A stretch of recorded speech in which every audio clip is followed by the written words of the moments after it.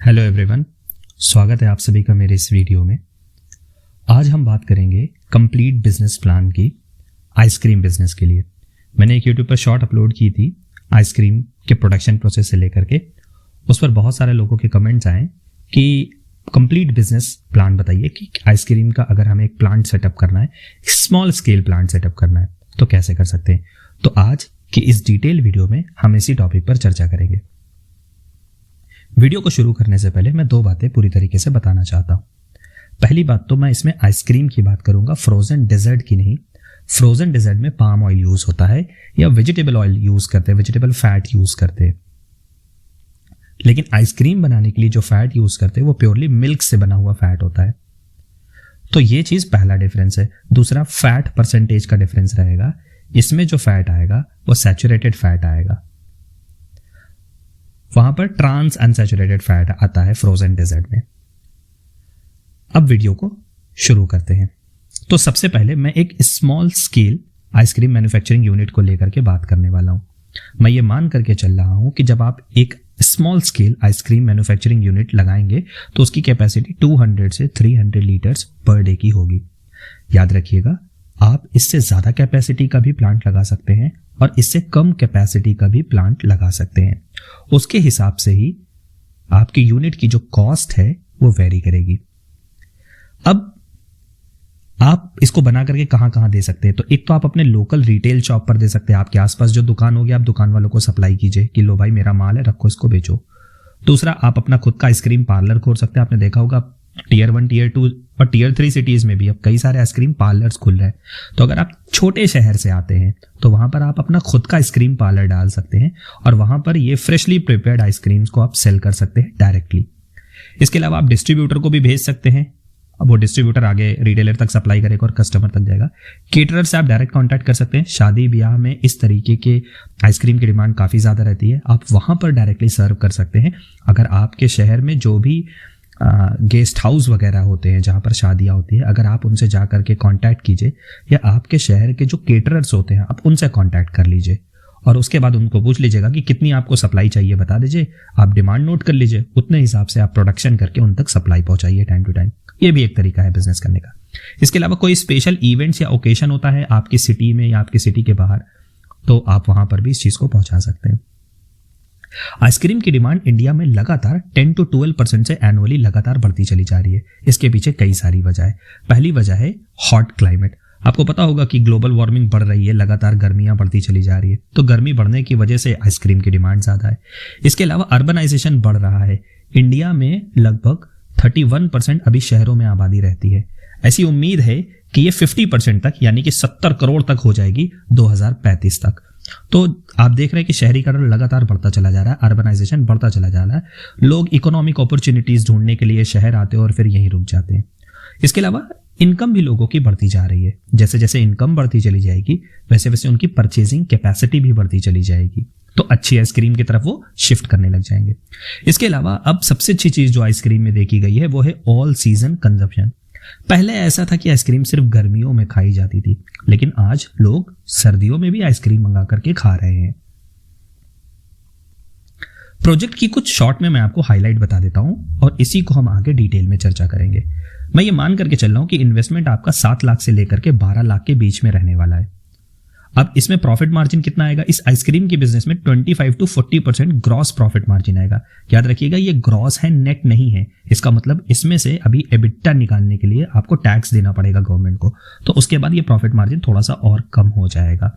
लेकिन इनिशियली मैं ये मान करके चल रहा हूं कि ग्रॉस प्रॉफिट मार्जिन 25 to 40% तक रहेगा। ब्रेक इवन यानी कि आपने जो भी इन्वेस्टमेंट की है वो रिटर्न कितने पीरियड में आ जाएगा, तो ये 18 to 20 मंथ्स लगेगा। यानी कि मोटा मोटी समझे तो 1.5 से 2 साल लग जाएगा आपकी जो इन्वेस्टमेंट है उसको कवर अप करने में।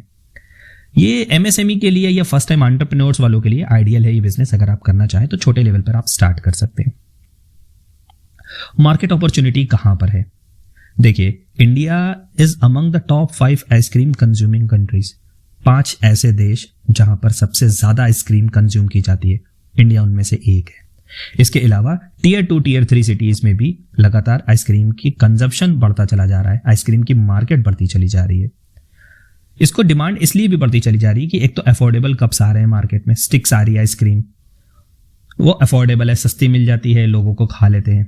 इसके अलावा बल्क आइसक्रीम जो है, पार्टीज और रेस्टोरेंट्स के ऑर्डर बढ़ते चले जा रहे हैं। अब ज्यादातर पार्टीज वगैरह भी अच्छे जगह से हो रही, पहले लोग घर पे करते थे, बट आप लोग स्पेशल बुकिंग करते हैं तो वहां पर डिमांड बढ़ती चली जा रही है। इसके अलावा प्राइवेट लेबल्स और लोकल ब्रांड्स भी धीरे धीरे करके सर्च कर रहे हैं। तो इवन दो आइसक्रीम की मार्केट में ऑलरेडी कंपटीशन एग्जिस्ट करता है, बट फिर भी ये नीश मार्केट है, आप अपने एरिया से ही शुरुआत कर सकते हैं। बाकी धीरे धीरे अगर आपको लगता है कि बिजनेस को आगे ग्रो करना चाहिए तो आप धीरे धीरे करके बहुत आगे तक भी जा सकते हैं। टारगेट कस्टमर्स आपके कौन रहने वाले हैं? मैंने पहले भी आपको बताया था, रिटेल किराना स्टोर से कर लीजिए, पार्लर हो गया, रेस्टोरेंट्स, होटल्स हो गए, केटरर्स हो गए, स्कूल या कैंटीन्स में भी आप इस तरीके की आइसक्रीम सर्व कर सकते हैं। अब बात करते हैं प्रोडक्ट की रेंज। देखिए, जब आप छोटे लेवल से स्टार्ट कर रहे हैं तो उसे छोटे लेवल तक ही अभी हम रखेंगे। आप इसके अलावा बहुत सारे फ्लेवर्स ऐड कर सकते हैं अपनी चॉइस के अकॉर्डिंग या अपने उस रीजन की डिमांड के अकॉर्डिंग। जैसे कुछ जगह के लोग चॉकलेट आइसक्रीम खाना ज्यादा पसंद करते हैं, कुछ जगह के वनीला, और वनीला आज भी सबसे ज्यादा बिकने वाला फ्लेवर है आइसक्रीम में। चॉकलेट सेकंड नंबर पे आता है क्वांटिटी में। इसके अलावा स्ट्रॉबेरी और मैंगो फ्लेवर भी हैं, सीजनल फ्लेवर भी हो सकते हैं। आप किसी ऐसे रीजन से आ सकते हैं जहां कुछ और फेमस है, जैसे यूपी में जामुन फेमस है, आप जामुन के फ्लेवर में भी निकाल सकते हैं, लॉन्च कर सकते हैं। किसी और सिटी में कोई और चीज बड़ा फेमस होगा, लीची फ्लेवर फेमस है, बिहार के मुजफ्फरपुर से आता है, आप लीची फ्लेवर में भी आइसक्रीम लॉन्च कर सकते हैं। पैकिंग ऑप्शंस की बात करें तो आप कप, फैमिली पैक और बल्क पैक पैक कीजिए। कप्स में आप 60 ml का और 100 ml का दो SKU सिर्फ रखिए कप बनाने के लिए। उसमें क्वांटिटी कम आएगी, 60 ml, 100 ml। इसका साइज छोटा रहेगा, कम पैसों में भी बिकेगा। फैमिली पैक आप रखिए 500 ml से 1 लीटर तक। और आप QCOM जो वेबसाइट होती हैं, जैसे कि ब्लिंकिट, इंस्टामार्ट, इन सब पर भी आप उसको अपलोड कीजिए, डार्क स्टोर्स पे अपने प्रोडक्ट को सेल कीजिए। फैमिली पैक्स बहुत तेजी से उस पर बिकते हैं। इसके अलावा बल्क पैक भी आप बना सकते हैं 5 लीटर तक वाले, वो आप सप्लाई कर सकते हैं बड़े बड़े केटरर्स को, शादी ब्याह में, बड़ी पार्टी में ऑर्गेनाइज करा सकते हैं, इस टाइप से। लेटर एक्सपेंशन में आप कुल्फी, कैसेटा और शुगर फ्री या लो फैट वेरिएंट्स भी स्टार्ट कर सकते हैं। जैसे कि अभी आपने देखा होगा, गो जीरो एक ब्रांड है जो एकदम मिनिमम कैलोरी पर बना करके दे रही है और उनका प्रोडक्ट शुगर फ्री है। शुगर की जगह पे वो स्टीवियोल को यूज करते हैं, स्टीविया को। बट आपको पता होगा शुगर का एक एक्चुअल में रोल टेक्सचर देने का होता है, तो आइसक्रीम को जो टेक्सचर आता है वो कहीं ना कहीं शुगर रोल को प्ले करता है। अब देखते हैं मैन्युफैक्चरिंग प्रोसेस होती कैसे, आइसक्रीम एक्चुअल में बनता कैसे। ये बहुत सारे लोग समझना चाह रहे थे उस शॉर्ट के बाद, तो मैं आपको समझाता हूं। सबसे पहले आप रॉ मिल्क ले लीजिए। रॉ मिल्क आप समझ रहे हैं ना, कच्चा दूध लेना है। कच्चा दूध कैसे लेंगे? एक अच्छे से सप्लायर को ढूंढ लीजिए, जितनी आपकी डिमांड है। अभी मैं आगे बताऊंगा कितना आप ले सकते हैं, बट जितनी आपकी डिमांड है, अगर 200 to 300 लीटर पर डे की कैपेसिटी है, तो आप रॉ मिल्क के लिए अच्छे सप्लायर से बात कीजिए। 2 से 3 वेंडर्स को सिलेक्ट कीजिए जिससे आप रॉ मिल्क को प्रोक्योर करेंगे। और साथ ही आप उससे क्रीम के लिए भी बात कर लीजिए। क्रीम का रेट देख लीजिए। फैट एटलीस्ट मिनिमम 35% होना चाहिए, मैक्सिमम 45-40 तक रह सकता है, डिपेंड करता है आपको कितनी चाहिए। उसके हिसाब से आप मिल्क और क्रीम को सबसे पहले ब्लेंडिंग कर लेंगे। इसका मतलब आपके पास एक ऐसा टैंक होना चाहिए जिसमें आप इन दोनों चीजों को अच्छे से यूनिफॉर्मली ब्लेंड करेंगे। मैनुअली भी कर सकते हैं और ऑटोमेटिक मशीन्स भी अवेलेबल है। सेकंड आता है पाश्चराइजेशन का। ये एक CCP यानी कि क्रिटिकल कंट्रोल पॉइंट होता है। 85 डिग्री सेफ्टी रखने के लिए, सेफ्टी को ध्यान में रखते हुए 85 डिग्री सेल्सियस तक आपको पाश्चराइज करना जरूरी है। इसके लिए आप प्लेट हीट एक्सचेंजर PHE भी ले सकते हैं अगर थोड़े से स्मॉल यूनिट से बढ़ना चाहते हैं आगे तो। थर्ड होता है होमोजेनाइजेशन। होमोजेनाइजेशन के लिए आपको मशीन लेना पड़ेगा जो फैट्स को क्या करती है, यूनिफॉर्मली डिस्ट्रीब्यूट कर देती है। फैट के साइज जो रहते हैं ना, उनको रिड्यूस कर देती है। ये आइसक्रीम के टेक्सचर के लिए बड़ी इंपॉर्टेंट होती है। इसके अलावा एजिंग होता है, 4 to 6 आवर्स के लिए हम उसको रखते हैं। फिर उसके बाद फ्रीजिंग एंड फ्लेवर एडिशन हो सकता है। आप उसको फ्रीज करिए, साथ ही साथ आप उसमें जो भी फ्लेवर ऐड करना चाहते हैं, मैंगो का हो गया, स्ट्रॉबेरी का हो गया, वनीला, चॉकलेट, आप फ्लेवर ऐड कर लीजिए। फ्लेवर ऐड करने के बाद फिलिंग एंड पैकिंग, आप उसे फिल कीजिए, आइसक्रीम को पैक करना स्टार्ट कर दीजिए। अब उसको आप डीप फ्रीजर में हार्डनिंग के लिए रखेंगे, जिसका टेम्परेचर -5 डिग्री सेल्सियस से -18 डिग्री सेल्सियस तक वेरी कर सकता है, डिपेंड करता है किस टाइप की आप आइसक्रीम को प्रिपेयर कर रहे हैं। इसके बाद आप इसे कोल्ड स्टोरेज में रखिए और फाइनली आप इसे डिस्पैच कर दीजिए मार्केट में। इसको मैं आपको एक प्रोसेस फ्लो डायग्राम से भी समझाने की कोशिश करता हूं। सबसे पहले हमें क्या करना है, इंग्रेडिएंट्स को अच्छी तरीके से मिक्स कर लेना है, देन उन्हें पाश्चराइज कर लेना है। पाश्चराइज करने के बाद फिर होमोजेनाइजेशन करना है। होमोजेनाइजेशन के बाद एजिंग के लिए रख देंगे उन्हें 4 to 6 hours. Then flavour add करने के बाद फाइनली उसे फ्रीजिंग फिर से कर देंगे। कंटिन्यूअस या डायनामिक फ्रीजिंग में आप रख सकते थे। फिर अगर आप पैकिंग करना चाहें उसे पैकिंग कर दीजिए। पैकिंग करने के बाद फिर उसे हार्डनिंग के लिए रख देंगे -5 to -18 डिग्री सेल्सियस के बीच में। अब बात करते हैं कि आपको अगर प्लांट लगाना है तो मशीनरी या इक्विपमेंट्स की कौन कौन से जरूरत पड़ने वाली है आपको। सबसे पहले मशीनरी की बात करते हैं। देखिए, आइसक्रीम के लिए सबसे पहले आपको बैच फ्रीजर लेना पड़ेगा, जो 20 से 30 लीटर की कैपेसिटी का अगर आप लेंगे तो वो 2.5 लाख रुपए तक का आपको मिलेगा। कॉस्ट कम ज्यादा भी हो सकता है, डिपेंड करता है कि आप कितनी कैपेसिटी का बैच फ्रीजर ले रहे हैं। इसी में आपको मिल्क डालना है। अब अगर मिल्क पाश्चराइजर आप जाएंगे खरीदने के लिए मार्केट में, क्योंकि आपको रॉ मिल्क लेंगे तो आपको पाश्चराइज करना पड़ेगा, और पाश्चराइज करने के लिए जो आपको पाश्चराइजर लेंगे वो 1,20,000 रुपए तक एक स्मॉल स्केल यूनिट के लिए मिल जाएगा आपको। इसके अलावा आपको होमोजेनाइजर लेना पड़ेगा, क्योंकि फैट के साइज को ब्रेक डाउन करना है, तो वो 80,000 तक का आ जाएगा। 2 स्केल में होता है ये। एजिंग टैंक आपको लेना पड़ेगा, जिसमें इसको रखना पड़ेगा एजिंग के लिए, वो 60,000 के आसपास तक का पड़ जाएगा आपको। डीप फ्रीजर या हार्डनर आपको लेना पड़ेगा हार्डनिंग करने के लिए, वो 1 लाख तक का आ जाएगा डीप फ्रीजर। कप फिलिंग या सीलिंग मशीन भी तो आपको लेना पड़ेगा। वो जो 60 और 100 ml के आप कप्स बनाएंगे तो कप्स में आइसक्रीम फिल कैसे होगी, तो वो कप फिलिंग मशीन आती है। साथ ही वो सीलिंग मशीन भी आएगी, कप को सील भी कर देगी। वो 1,20,000 तक की आपको मशीन मिल जाएगी। इसके अलावा और भी जो भी यूटेंसिल्स आप यूज करेंगे उस डेयरी प्लांट्स में, जो भी एसेसरीज यूज करेंगे वो सब स्टेनलेस स्टील के होने चाहिए। वो ऑलमोस्ट आपको 50,000 तक के पड़ जाएंगे। यानी कि अगर हम एक ओवरऑल एस्टिमेट लेना चाहें तो जो टोटल मशीनरी कॉस्ट है वो 7 to 8 लाख रुपीस तक की आपको पड़ेगी। अब बात करते हैं रॉ मटेरियल्स आइसक्रीम बनाने के लिए क्या क्या जरूरत पड़ेगी। जैसा कि मैंने आपको पहले बताया, आपको रॉ मिल्क और क्रीम लेना पड़ेगा। ध्यान रखिए, जो आप मिल्क लेंगे वो फुल क्रीम मिल्क होना चाहिए, यानी कि उसका फैट 6% हो और SNF 9% होना चाहिए। इससे जब आप कम का मिल्क लेंगे यानी फुल क्रीम नहीं लेंगे तो फिर वो मिल्क उतना अच्छा कैटेगरी का नहीं माना जाएगा, आइसक्रीम का टेक्सचर उतना अच्छा नहीं आएगा। देन आप शुगर लेंगे। उसमें शुगर आप चाहें तो S30 एंड S31 ग्रेड की ले सकते हैं। 600 माइक्रोन इसका साइज होता है, आपको ये मार्केट में मिल जाएगी। इसके अलावा आप स्किम मिल्क पाउडर लेंगे। स्किम मिल्क पाउडर उस मिल्क में जब आप ऐड करेंगे तो उसकी थिकनिंग एजेंट का ये काम करेगा। साथ ही आपको उसमें मिल्क में स्टेबलाइजर और इमल्सिफायर डालना पड़ेगा, ताकि मिल्क में जो भी इंग्रेडिएंट्स जब मिलाए जाएं तो वो स्टेबिलिटी पा सके, जल्दी खराब ना हो, उसकी शेल्फ लाइफ अच्छी हो सके। साथ ही आप फ्लेवर्स और कलर्स भी ऐड कर सकते हैं, लेकिन ध्यान रहे जो FSSAI अप्रूव्ड कलर्स हैं आप केवल उन्हीं को यूज कर सकते हैं। इसके अलावा आप कप, लिड्स और कार्टन्स आपको जरूरत पड़ेगी। जिस कप में आप पैक करना चाहते हैं लिड की जरूरत पड़ेगी और कार्टन्स की जरूरत पड़ेगी, जिसमें आप सारा पैकेजिंग मटेरियल ये काउंट हो जाएगा। तो रॉ मटेरियल में आपको ये सारी चीजें चाहिए रहेगी।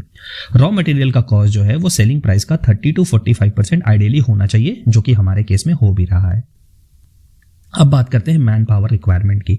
अगर आप एक छोटी यूनिट खोलना चाहते हैं तो देखिए, आपको कम से कम एक स्किल्ड वर्कर चाहिए रहेगा, जिसकी मंथली सैलरी आप 18,000 रुपए तक दे सकते हैं।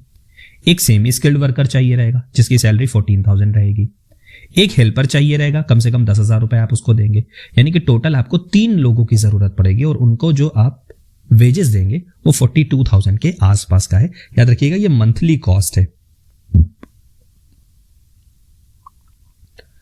स्पेस, यूटिलिटीज एंड रिक्वायरमेंट की बात करते हैं। अब आपको आइसक्रीम प्लांट खोलना है तो कहां खोलेंगे, अपने घर में तो खोलेंगे नहीं, तो आपको एरिया जो चाहिए वो कम से कम 500 मीटर स्क्वायर फीट से 800 स्क्वायर फीट चाहिए। अगर आपके घर में ही इतनी जमीन है तो आप उसमें भी खोल सकते हैं, there is no problem. But एक अच्छी यूनिट सेटअप करने के लिए आपको इतना एरिया चाहिए। अगर आपका खुद का है तो बहुत अच्छी बात है, नहीं है तो आप कहीं पर रेंटेड स्पेस ले सकते हैं। पावर कैपेसिटी आपको 10 to 15 किलोवाट आवर की पावर की रिक्वायरमेंट रहेगी अपने प्लांट और मशीनरी को रन करने के लिए। साथ ही आपको पोर्टेबल वाटर भी चाहिए रहेगा, यानी कि जो भी आप क्लीन इक्विपमेंट क्लीन करने के लिए पानी चाहिए रहेगा वो साफ सुथरा है। तो आप अपनी इंडस्ट्री ये जो फैक्ट्री लगाएंगे यूनिट, वो ऐसी जगह पर लगाएंगे जहां पर वाटर की सप्लाई सफिशिएंट हो और आपको पोर्टेबल वाटर की सप्लाई मिल सके। इसके लिए आप खुद का RO प्लांट लगा सकते हैं। लोकेशन कोशिश ये होनी चाहिए आपकी कि आप सेमी इंडस्ट्रियल एरिया में लगाइए, या आउटस्कर्ट में भी आप लगा सकते हैं, मेन सिटी के आउटस्कर्ट में आप लगा सकते हैं। ग्राउंड फ्लोर पर अगर रहे यूनिट तो बहुत अच्छी चीज है, क्योंकि रॉ मटेरियल्स को एक फ्लोर ऊपर पहुंचाने में भी आपको कुछ ना कुछ मशीन लगेगी, उसका आपका अलग से एक्सपेंसेस बनेगा। अब बात करते हैं लाइसेंस एंड रजिस्ट्रेशन। कौन कौन से आपको लाइसेंसेस की जरूरत पड़ने वाली है। देखिए, कुछ तो मैंडेटरी है, लाइसेंस आपको लेना ही पड़ेगा। सबसे पहले FSSAI का आपको लाइसेंस लेना पड़ेगा। आप जिस भी सिटी से बिलोंग करते हैं, आप वहां फूड एंड एग्रीकल्चर डिपार्टमेंट देख लीजिए कहां पर है, या फूड एंड ड्रग डिपार्टमेंट देख लीजिए कहां पर है, आप वहां पर जाकर के FSSAI का लाइसेंस ले लीजिए। दूसरा, आप MSME उद्यम रजिस्ट्रेशन पर जाइए। ये तो ऑनलाइन है एंड फ्री ऑफ कॉस्ट है। आप जाकर के MSME उद्यम पोर्टल पर अपना रजिस्ट्रेशन करा लीजिए, जिससे आपको MSME की स्कीम का फायदा मिल सकेगा। साथ ही आपको एक जीएसटी रजिस्ट्रेशन कराना पड़ेगा। आप किसी सीए को पकड़ लीजिए, वो सीए आपको बता देगा जीएसटी रजिस्ट्रेशन करने के लिए क्या प्रोसेस है, कैसे करेंगे। या आपकी सिटी में अगर सीबीआईसी ऑफिस है तो आप वहां पर भी डायरेक्टली जाकर के विजिट कर सकते हैं जीएसटी रजिस्ट्रेशन के लिए। इसके अलावा अगर आपकी लोकल बॉडी है, वहां पर अर्बन लोकल बॉडीज जो होती है या पंचायत सिस्टम है, तो वहां से ट्रेड लाइसेंस ले लीजिए। आपको ट्रेड करना है तो ट्रेड करने के लिए आपको लाइसेंस लेना पड़ेगा। कमर्शियल लाइसेंस ट्रेड का मिल जाता है इजिली, वो आप ले लीजिए। कुछ और चीजें हैं, ऑप्शनल हैं लेकिन यूजफुल है, जैसे बिस का सर्टिफिकेट या आईएसओ का जरूर से लीजिए। और आईएसओ में मेरा रिकमेंडेशन रहेगा कि 9000 एंड 22000 आप जरूर से ले लीजिए। आईएसओ 9000 जो होता है वो क्वालिटी के लिए होता है, यानी कि जब आप आईएसओ 9000 ले करके यूज करेंगे तो कस्टमर को ये ट्रस्ट हो जाएगा कि आप जो है वो क्वालिटी को मेंटेन रखते हैं। इसके अलावा आप आईएसओ 22000 ले लीजिए, ये आता है फूड सेफ्टी मैनेजमेंट सिस्टम के लिए सर्टिफिकेशन। इससे आप ये होगा कि आप बेसिक हाइजीन जो होती है आप उसको फॉलो करेंगे। और याद रखिएगा, किसी भी प्रोडक्ट के सक्सेस होने के लिए हाइजीन बहुत जरूरी है। मैंने जो शॉर्ट अपलोड कर रखी है, आप उसके कमेंट सेक्शन में जाकर के देख लीजिए, बहुत सारे लोगों ने हाइजीन को लेकर के टोका है। तो अगर आप अपना खुद का प्लांट स्टार्ट कर रहे हैं और आपने हाइजीन नहीं मेंटेन की है तो याद रखिएगा आपका प्रोडक्ट मार्केट में सक्सेसफुल नहीं होगा। ज्यादातर कंपनीज जो हैं वो आईएसओ के सर्टिफिकेशन लेती हैं और जो बेसिक नियम होते हैं, बेसिक रूल्स होते हैं, उन्हें वो फॉलो करते हैं, जिसमें वो पर्सनल हाइजीन को मेंटेन करेंगे और वो जीएमपी यानी कि good manufacturing process and GHP. इसके अलावा आप पोल्यूशन एनओसी सर्टिफिकेट भी ले सकते हैं अपने लोकल म्यूनिसिपल एरिया से जाकर के। आप क्योंकि आइसक्रीम प्लांट को आप क्लीन जब करेंगे, सीआईपी क्लीन इन प्लेस या आप सीओपी करेंगे, तो वहां से जो वेस्ट निकलेगा आप उस वेस्ट को प्रॉपर पहले ट्रीट करेंगे, उसके बाद ही बाहर ऐसे डिस्पोज कर सकते हैं, ऐसे नहीं कर सकते। तो आपको पोल्यूशन का एनओसी एक लेना पड़ेगा जाकर के। अब बात करते हैं इन्वेस्टमेंट की। देखिए, ये इन्वेस्टमेंट जो मैंने लिया है ये एक एस्टिमेट लिया है, ये ज्यादा और कम भी हो सकता है, डिपेंड करता है कि आप किस कैपेसिटी का प्लांट को ओपन करना चाहते हैं। तो मैंने जो एस्टिमेट लिया मैं उसके हिसाब से आपको समझाने की कोशिश करता हूं। सबसे पहले फिक्स्ड कैपिटल की बात करते हैं। देखिए, फिक्स्ड कैपिटल का मतलब होता है पहली बार आप वन टाइम इन्वेस्टमेंट करेंगे और ये लंबे समय तक चलता रहेगा। ये डेली खर्चे नहीं होते, ये परमानेंट होते हैं। तो इसमें क्या क्या आता है? सबसे पहले मशीनरी एंड इक्विपमेंट कॉस्ट आ जाएगा। आप डेयरी प्लांट के लिए पास्चराइजर, होमोजेनाइजर, ये सारी मशीन लेंगे, पैकिंग मशीन लेंगे। तो ये सारी मशीनरी और इक्विपमेंट जो है वो मैं मान करके चल रहा हूं कि 8 लाख रुपीस 8 लाख रुपए तक में आ जाएगा। इलेक्ट्रिफिकेशन एंड इंस्टॉलेशन, जाहिर सी बात है आप जब मशीन खरीदेंगे तो आप खुद से तो इंस्टॉल करेंगे नहीं, एक उनका इंजीनियर आएगा जो इंस्टॉल करेगा सारी चीजों को, आपको डेमोन्स्ट्रेट करके दिखाएगा। इसके अलावा इलेक्ट्रिफिकेशन वायरिंग सिस्टम आपको पूरा रखना पड़ेगा। जब आपको 10 to 15 किलोवाट आवर की पावर की जरूरत है तो ये इलेक्ट्रिफिकेशन का सिस्टम भी होगा। इसमें मैं मान करके चल रहा हूं कि 50,000 तक का खर्चा आएगा। कुछ ऑफिस के फर्नीचर्स एंड फिक्सचर्स की भी जरूरत पड़ेगी, बैठने के लिए एक टेबल चेयर, ये सारी चीजें तो होनी चाहिए। बेसिक मिनिमम 50,000 तक में वो भी हो जाएगा आपका।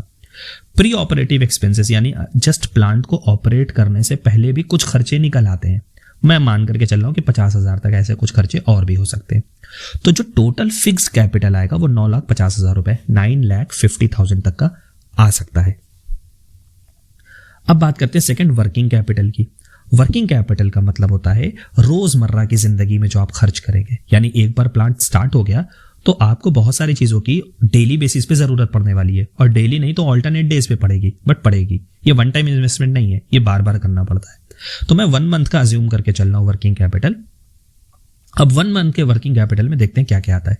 सबसे पहले तो रॉ मटेरियल आएगा, आपको मिल्क खरीदना पड़ेगा, क्रीम खरीदना पड़ेगा, उसमें अगर नट्स वगैरह डालना चाहते तो आपको वो लेना पड़ेगा। साथ ही आपको कलर, फ्लेवर्स, ये सारी चीजें लेना पड़ेगा। तो मैं ये मान करके चल रहा हूं कि 1,20,000, 1,20,000 रुपए तक का आपको रॉ मटेरियल मिल जाएगा। ये 1 महीने की बात कर रहा हूं, ये कम ज्यादा भी हो सकता है, डिपेंड करता है कि प्लांट की कैपेसिटी कितनी है। सेकंड, वेजेस, आपने जो एम्प्लॉयज रख रखे हैं उनकी 1 मंथ की वेजेस 42,000 जाएगी, जो मैंने 3 जोड़ करके आपको पहले ही ऊपर बताए हुए हैं। पावर एंड यूटिलिटीज में जो आपका खर्चा आएगा वो मंथली 20,000 रुपए तक का आएगा। आप जो भी पावर 15 किलोवाट की लोगे तो कैसे लोगे? आप ट्रांसफार्मर लगवाओगे, अपना खुद का आप जनरेटर लेकर के आओगे, तो उसमें 20,000 का खर्चा मान करके चल रहा हूं कि 1 महीने का होगा। साथ में पावर के साथ साथ यूटिलिटीज भी हो सकती है, जैसे पानी पीने की टैंक वैंक कुछ तो रखवाएंगे, आपके वर्कर्स को प्यास लगेगी, वॉशरूम वगैरह बनवाएंगे, ये सब में 20,000 पर मंथ के हिसाब से एक्सपेंसेस है। पैकेजिंग एंड ट्रांसपोर्टेशन कॉस्ट, देखिए पैकेजिंग में आपको आपने जितने भी SKUs लेंगे आपको उसके हिसाब से पैकेजिंग मटेरियल को प्रिंट करवाना पड़ेगा। अगर आप अपनी खुद की ब्रांड बेचना चाह रहे हैं तो आपके ब्रांड का नाम उस डब्बे के ऊपर, उस पैकेट या पाउच के ऊपर होना चाहिए। तो पैकेजिंग करवाने का कॉस्ट, साथ ही जब एक बार प्रोडक्ट रेडी हो जाएगा तो आपको जहां से भी ऑर्डर मिलेगा आप उनके ट्रांसपोर्ट करेंगे, इन सब का खर्चा पर मंथ का मैं 30,000 जोड़ करके चल रहा हूँ। ये कम और ज्यादा हो सकता है, डिपेंड करता है कि आप अपना प्रोडक्ट कहाँ ट्रांसपोर्ट करें। अगर आप एक सिटी से दूसरी सिटी में कर रहे हैं तो ये ट्रांसपोर्टेशन कॉस्ट बढ़ जाएगा। मिसेलेनियस कॉस्ट, कुछ जैसे कि क्वालिटी टेस्टिंग भी आपको कराना मैंडेटरी है। जब आप आइसक्रीम फाइनली बन जाए तो उस आइसक्रीम की टेस्टिंग कराइए, और आइसक्रीम को बनाने के लिए जो रॉ मटेरियल्स आपने परचेज किए हैं उनकी भी टेस्टिंग कराना मैंडेटरी है। क्योंकि अगर आप रॉ मटेरियल जो यूज कर रहे हैं वही टेस्टिंग में फेल हो जा रहे हैं तो फिर आपका फाइनल प्रोडक्ट वर्थ इट नहीं है। तो इसलिए आपको रॉ मटेरियल की भी टेस्टिंग करानी है। साथ ही आपको फिनिश गुड जब एक बार बन करके आइसक्रीम तैयार हो जाए तो आप उसकी भी QA टेस्टिंग कराएंगे, जो FSSAI ने मैंडेट कर रखी है। वो टेस्टिंग का कॉस्ट, अगर आप खुद की लैबोरेटरी डेवलप कर लेते हैं एक छोटी सी तो बहुत अच्छी बात है, और अगर आप खुद की लैबोरेटरी नहीं डेवलप कर पा रहे तो आप अपने शहर में आसपास किसी फूड से रिलेटेड लैबोरेटरी को ढूंढिए जो कि NABL रिकॉग्नाइज्ड हो या एटलीस्ट FSSAI उसे रिकॉग्नाइज्ड करता हो। तो NABL या FSSAI रिकॉग्नाइज्ड लैब अगर हो आपके पास तो आप वहां से अपनी QA टेस्टिंग करा लीजिए। और टोटल वर्किंग कैपिटल को अगर मैं लेकर के चलूं तो 2,50,000 रुपए, 2,50,000 तक का मैं वर्किंग कैपिटल 1 मंथ का मान करके चल रहा हूं। ध्यान रखिएगा कि ये चीज कम या ज्यादा हो सकती है, डिपेंड करता है कि आप कितना प्रोडक्शन कर रहे हैं। तो टोटल प्रोजेक्ट कॉस्ट 12 लाख हो जाएगा अगर मैं इसमें फिक्स्ड कॉस्ट को भी ऐड कर दूं और वर्किंग कैपिटल को ऐड कर दूं तो। अब ये 12 लाख रुपए का आपका सेटअप है, कैसे आएगा 12 लाख रुपए? तो चलिए रेवेन्यू और प्रॉफिट प्रोजेक्शन भी देख लेते हैं। सबसे पहले रेवेन्यू कितना आएगा, देखिए मैं मान करके चलता हूं कि आइसक्रीम आप 180 रुपीज पर लीटर के हिसाब से सेल करेंगे अगर, और मंथली आपने 6,500 लीटर सेल कर दिया तो इस केस में आपका मंथली टर्नओवर 11,70,000 रुपए के करीब चला जाएगा। ये मैं एक एस्टिमेशन लेकर के चल रहा हूं, आप 180 लीटर से कम या ज्यादा भी सेल कर सकते हैं। कॉस्ट, आप अपने कॉम्पिटिटर का कॉस्ट जरूर से देख लीजिएगा कि आपके मार्केट में आपके कॉम्पिटिटर कितने का सेल कर रहा है। उनका 180 लीटर के आसपास ही होगा, तो प्राइस हमेशा आपको कॉम्पिटिटिव ही रखना है। बहुत ज्यादा रखेंगे तो आपके प्रोडक्ट की सेल नहीं होगी, और बहुत कम रखेंगे तो उसकी वैल्यू नहीं रह जाएगी। मंथली सेल 6,500 लीटर, ये मैं एस्टिमेट मान रहा हूं, ये कम ज्यादा हो सकता है सीजन के अकॉर्डिंग, डिमांड सप्लाई के अकॉर्डिंग। तो मंथली टर्नओवर 11,70,000 रुपए का मैं एस्टिमेट लेकर के चल रहा हूं। ये तो था रेवेन्यू। एक्सपेंसेस कहां से आएंगे, देखिए रॉ मटेरियल 1,20,000 का था, लेबर का 42,000 था, पावर यूटिलिटीज का 20 लाख, पैकेजिंग ट्रांसपोर्ट का 30, मिसेलेनियस का 38,000 मैंने जोड़ा था। टोटल एक्सपेंसेस जो आएंगे वो आएगा 2,50,000 रुपए। तो नेट प्रॉफिट कितना होगा आपका? नेट प्रॉफिट पर मंथ का आपका 1.8 से 2.2 लाख एस्टिमेटेड हो सकता है, लेकिन याद रखिएगा ये ग्रॉस है, यानी कि बिफोर टैक्स है। तो बिना टैक्स के आपको 1 से आएंगे। देखिए प्रोमोटर, यानी कि आप अगर 12 लाख का प्लांट लगा रहे हैं आइसक्रीम का, तो इसमें 25% दैट मीन्स 3 लाख रुपीस आपको अपनी पॉकेट से लगाना पड़ेगा। एटलीस्ट आपके पास 3 लाख रुपए प्लांट में लगाने के लिए होना चाहिए। इसके अलावा आप 35% सब्सिडी, यानी कि 4,20,000 रुपए आपको गवर्नमेंट से सब्सिडी में मिल जाएगी MSME डिपार्टमेंट से। अब ये MSME की PMFME एक स्कीम है, prime minister formalisation of micro enterprises. ये 35% स्कीम मैक्सिमम है, एक्चुअली ये 15% से 35% तक वेरी करती है। ये डिपेंड करता है कि आप किस कैटेगरी से बिलोंग करते हैं। फॉर एग्जाम्पल, अगर आप OBC, SC, ST कैटेगरी से आते हैं, या आप विमेन हैं, या आप नॉर्थ ईस्टर्न रीजन से बिलोंग करते हैं, तो आपको सब्सिडी मैक्सिमम दी जाएगी, यानी कि 35% तक। इसके अलावा अगर आप रूरल एरिया में आते हैं, किसी गांव से बिजनेस स्टार्ट करना चाहते हैं, तो आपको 35% तक दी जाएगी। लेकिन अगर आप शहर में रहते हैं, अर्बन एरिया में स्टार्ट करना चाहते हैं, तो केवल 25% तक ही मैक्सिमम आपको सब्सिडी मिल सकती है। ध्यान रखिएगा ये सारे केस मैक्सिमम के हैं, जरूरी नहीं है कि आपको इतनी सब्सिडी मिल जाए, इससे कम भी मिल सकती है। अब ये पता कैसे चलेगा? इसके लिए आप क्या करिए कि आप जिस भी सिटी से इंडिया के बिलोंग करते हैं, वहां पर MSME का डेवलपमेंट इंस्टीट्यूट करके ऑफिस होगा, या development and facilitation office DFO होगा। आप वहां पर जाकर के संपर्क कीजिए और उनसे बताइए कि आपको प्लान स्टार्ट करना है। इसके अलावा आप देखेंगे MSME का जो DI होता है, डेवलपमेंट इंस्टीट्यूट या डेवलपमेंट एंड फैसिलिटेशन ऑफिस, वो अवेयरनेस कैंप ऑर्गेनाइज करता है। समय समय पर उनके कई सारे अवेयरनेस कैंप लगते हैं। उस अवेयरनेस कैंप में वो बताते हैं कि आपको बिजनेस स्टार्ट करने के लिए क्या करना चाहिए, एंटरप्रेन्योरशिप के लिए आपको क्या क्या करना चाहिए।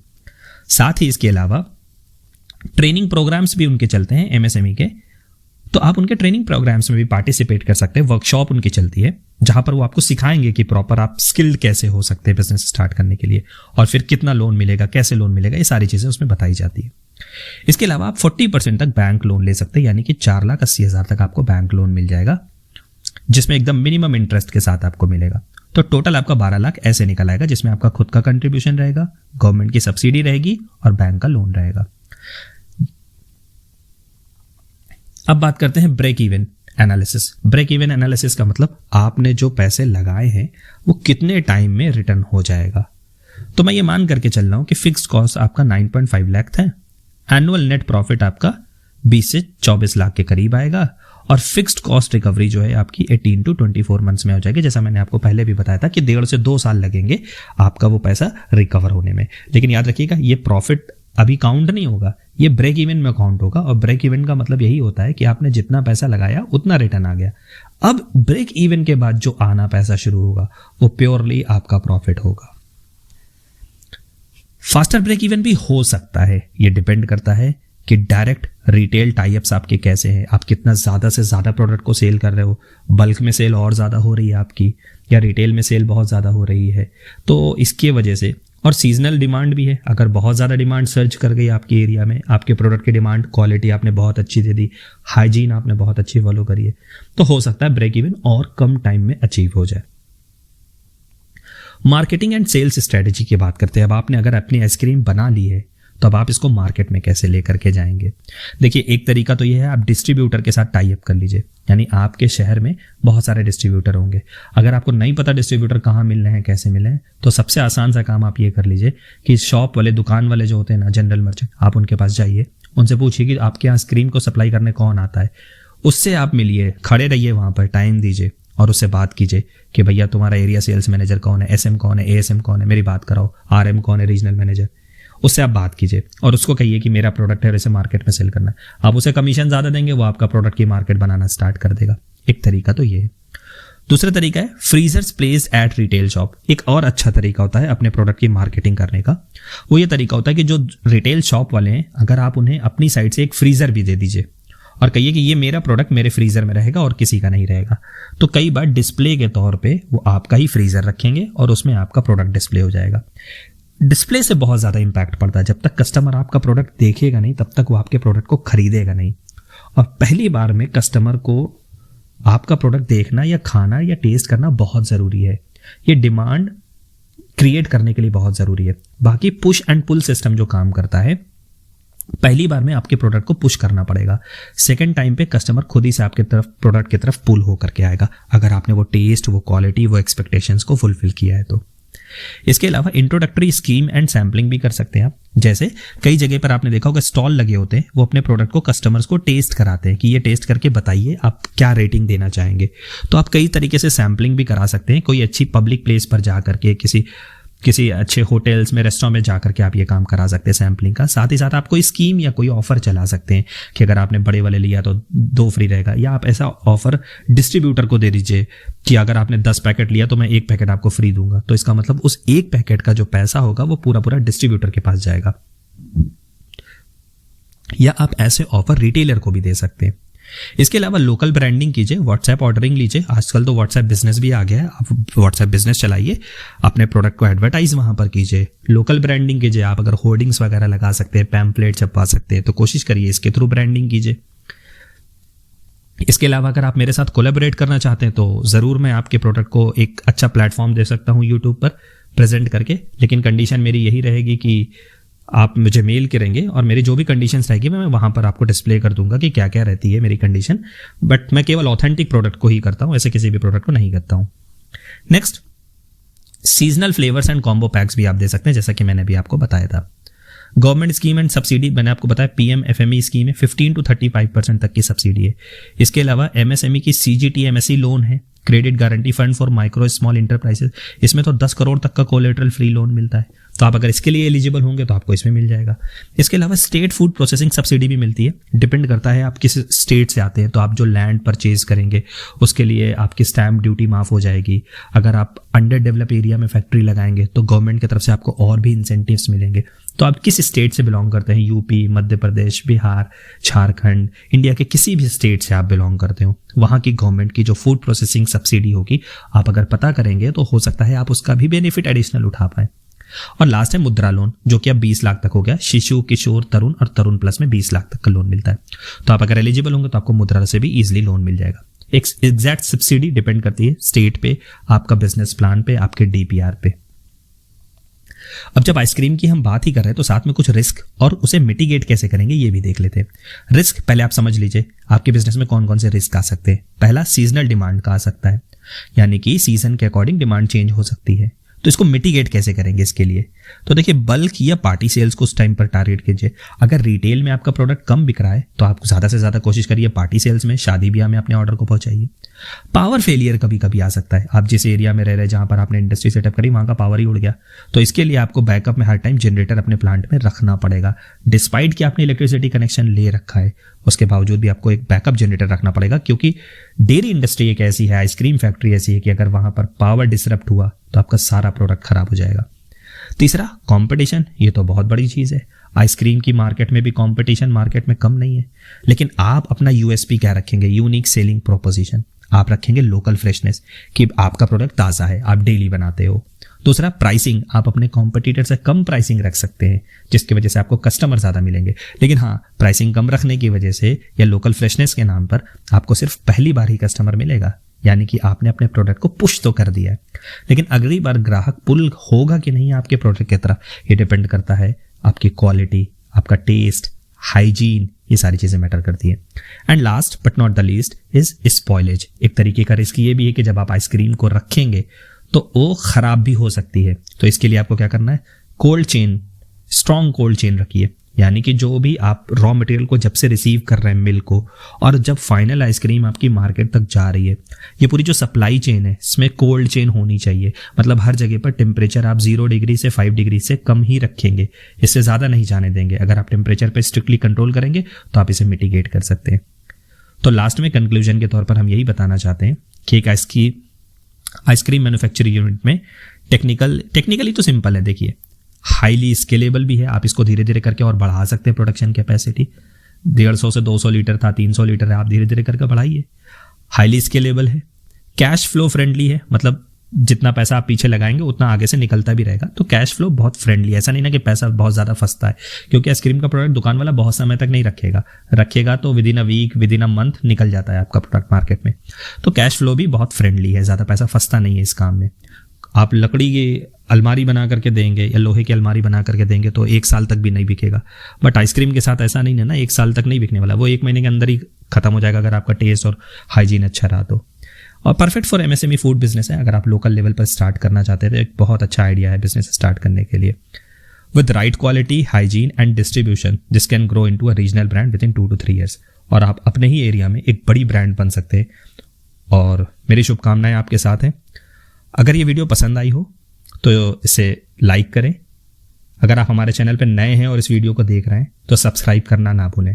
साथ ही इस वीडियो को ज़्यादा से ज़्यादा लोगों तक शेयर कीजिए, इंडिया के हर एक कोने में इस वीडियो को पहुंचा दीजिए, ताकि जो लोग भी आइसक्रीम से रिलेटेड अपना बिजनेस करना चाहते हैं उन्हें एक आइडिया मिल जाए कि बिजनेस को स्टार्ट कैसे करना है, इसमें क्या अप्स एंड डाउन्स हो सकते हैं, कैसे इक्विपमेंट्स कौन कौन से लेने पड़ सकते हैं, रॉ मटेरियल कैसे हो सकता है, कैसे स्केल अप कर सकते हैं, क्या रिस्क आ सकते हैं, उन्हें कैसे मिटिगेट कर सकते हैं। तो इस वीडियो को देखने के लिए आप सभी का बहुत धन्यवाद। मिलते हैं अगली वीडियो में किसी एक नए टॉपिक के साथ। अगर आपका इससे रिलेटेड कोई भी क्वेरी है तो आप कमेंट सेक्शन में ज़रूर से मेंशन कीजिएगा। I will personally try to answer those questions. जय हिंद, जय भारत।